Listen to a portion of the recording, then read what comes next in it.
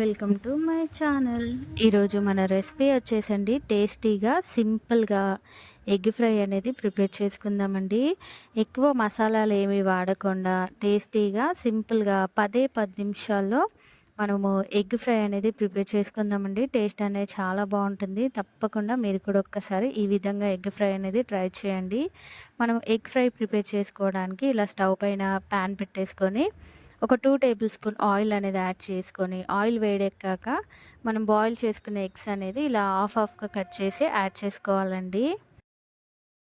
ఇప్పుడైతే దీంట్లోనే కొంచెం పసుపు, అలాగే ఒక హాఫ్ టేబుల్ స్పూన్ కారం అనేది కూడా యాడ్ చేసుకొని, అలాగే కొంచెం సాల్ట్ అనేది కూడా యాడ్ చేసుకున్నానండి.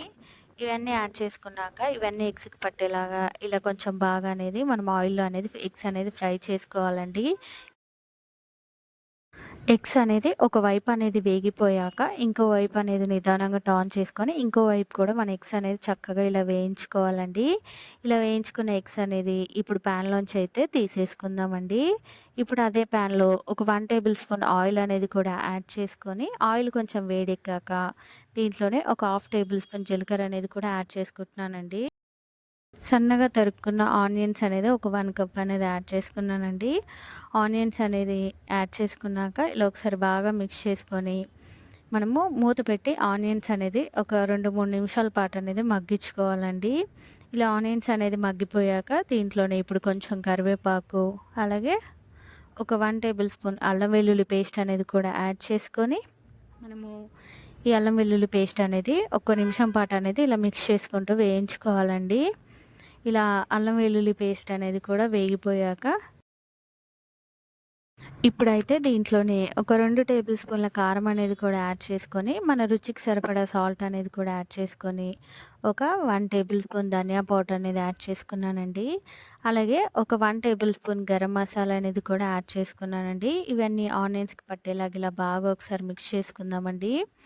ఇలా మిక్స్ చేసుకున్నాక ఇప్పుడు దీంట్లోనే కొంచెం వాటర్ అనేది యాడ్ చేసుకొని, మనము గ్రేవీ కోసం ఇలా కొంచెం వాటర్ అనేది యాడ్ చేసుకున్నానండి.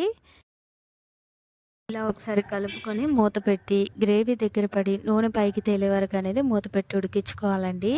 చూడండి ఈ విధంగా గ్రేవీ అనేది దగ్గర పడితే సరిపోతుందండి. ఇప్పుడు దీంట్లోనే కొంచెం కసూరి మేతి అనేది కూడా యాడ్ చేసుకొని, అలాగే దీంట్లోనే మధ్యలోకి చీల్చుకున్న పచ్చిమిర్చి ముక్కలు అనేది నేను ఒక 2, 3 తీసుకున్నానండి. అవి కూడా దీంట్లో యాడ్ చేసుకొని, ఇందాక మనం ఫ్రై చేసి పెట్టుకున్న ఎగ్స్ అనేది కూడా ఒక్కొక్కటిగా దీంట్లో యాడ్ చేసుకొని, ఇప్పుడు పైనుంచి కొంచెం కొత్తిమీర అనేది కూడా చల్లుకొని, ఇప్పుడు ఇది మూత పెట్టి అనేది ఒక 2 నిమిషాల పాటు అనేది ఎగ్ ఫ్రై అనేది మగ్గించుకుందామండి. చూడండి ఎంత చక్కగా ఎగ్ ఫ్రై అనేది మనకి రెడీ అయిపోయిందండి. ఇప్పుడైతే స్టవ్ అయితే ఆఫ్ చేసుకుందామండి.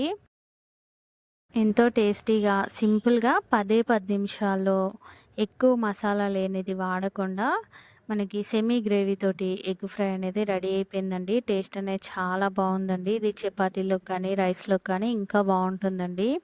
తప్పకుండా మీరు కూడా ఒక్కసారి ఈ విధంగా ఎగ్ ఫ్రై అనేది ట్రై చేసి ఎలా వచ్చిందో నాకు కామెంట్ సెక్షన్‌లో కామెంట్స్ చేయండి.